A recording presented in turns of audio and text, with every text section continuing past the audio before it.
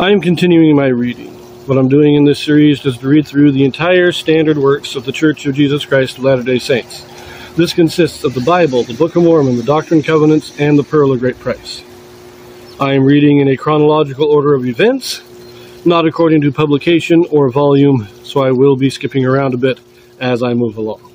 So we are returning now to chapter 49 of Jeremiah. The first half of this chapter was the prophecies of doom against Ammon and Edom. Ammon being the son of Lot, and the Ammonites are his descendants. Edom is another name of Esau, the brother of Jacob, and these are his descendants. Now we are going to get the rest of these prophecies, and I will point out here that these prophecies were most likely originally spoken much earlier.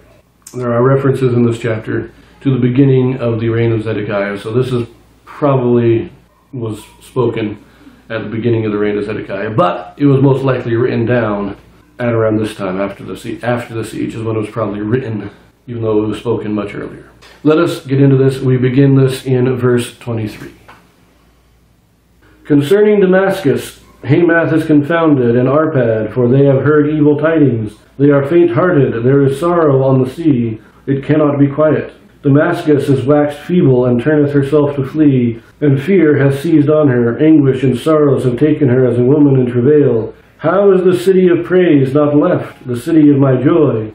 Therefore her young men shall fall in her streets, and all the men of war shall be cut off in that day, saith the Lord of hosts. And I will kindle a fire in the wall of Damascus, and it shall consume the palaces of Ben-Hadad. Now this makes me think this probably was spoken before the siege of Jerusalem, but I don't know, this could just be referencing the family of Ben-Hadad. But Damascus is Syria. It's the capital of Syria. And one thing we should remember here is that, as I've said, Ammon and Moab are the descendants of Lot and his two sons. Edom is the descendants of Esau, this brother of Jacob. Damascus, these are the Syrians. These are the descendants of Abraham's brothers. Remember Laban, when Jacob goes and marries the two daughters of Laban, Leah and Rachel, Laban is a Syrian. This is the area that they would have been in. So we're still talking about distant relatives of Abraham at this point. Abraham's brothers this is where they settled, in this area of Syria.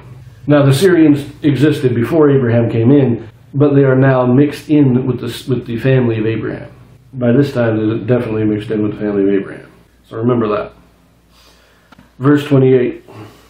Concerning Kedar, and concerning the kingdoms of Hazor, which Nebuchadnezzar king of Babylon shall smite, thus saith the Lord, Arise ye, go up to Kedar, and spoil the men of the east. Their tents and their flocks shall they take away. They shall take to themselves their curtains, and all their vessels, and their camels, and they shall cry unto them fears on every side.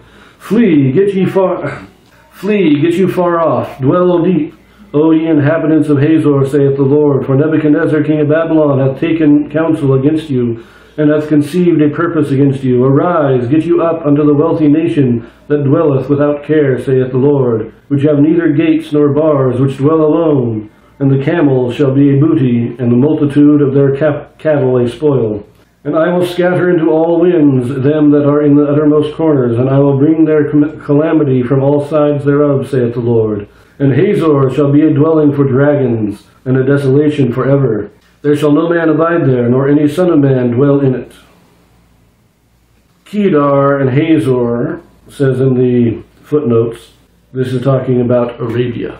In other words, the Ishmaelites, the Midianites, the other descendants of Abraham. Remember, he had 8 other sons. I think he had 10 sons total. Mine have been 8, but I think it was 10.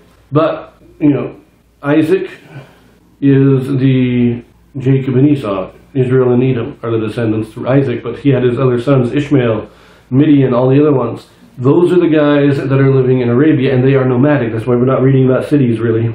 We're reading about tents and camels, because these guys were nomadic peoples in the desert traveling around. So again, more descendants of Abraham, more relatives. Now, let us finish the chapter out. Not too much left in it. Verse 34. The word of the Lord that came to Jeremiah the prophet against Elam in the beginning of the reign of Zedekiah king of Judah, saying, Thus saith the Lord of hosts, Behold, I will break the bow of Elam, the chief of their might. And upon Elam will I bring the four winds from the four quarters of heaven, and will scatter them toward all those winds. And there shall be no nation whither the outcasts of Elam shall not come. For I will cause Elam to be dismayed before their enemies, and before them that seek their life. And I will bring evil upon them, even my fierce anger, saith the Lord. And I will send the sword after them till I have consumed them. And I will set my throne in Elam, and will destroy from thence the king and the princes, saith the Lord. But it shall come to pass in the latter days, that I will bring again the captivity of Elam, saith the Lord. Now that is interesting. Elam was one of the sons of Shem, after they came off the ark.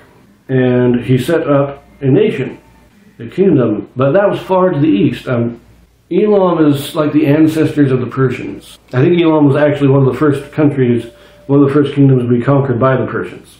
I don't know if they were ever conquered by Babylon. But when Abraham had to go rescue Lot from the battle of the kings, Elam was one of the kings that fought against Sodom and Gomorrah. But we're given no history of Elam in the Bible, or any of the scriptures. Elam, we just know they're the descendants of one of Shem's sons. So why is it that God says he will bring again their captivity? I find that to be very fascinating. We're given no real explanation for this. I find that interesting. Elam is on the Persian Gulf, east of Babylon. I'm not sure Babylon actually conquered them, but they are part of the Persian Empire. So, I don't know. These prophecies were probably, it says in the beginning of the reign of Zedekiah. So this was all probably 10, 12 years earlier that this was actually spoken. So, anyways, we're going to leave that here, and we'll pick it up in the next one. See you there.